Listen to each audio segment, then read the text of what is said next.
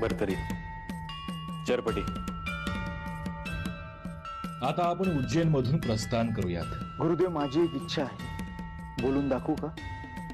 सांग भरतरी, तुला काय हवं आहे?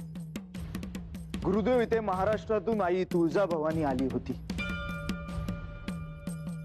तिने तिचं स्थान उज्जैन नगरीमध्ये ग्रहण केलं.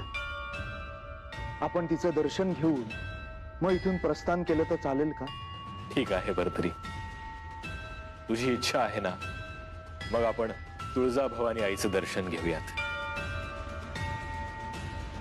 आणि तिला सांगणं करूयात की नाथ पंथाच्या कार्यात तू सहभागी हो आणि नाथ पंथाची जो भक्ती करेल त्याला तुझा आशीर्वाद कायम असू दे.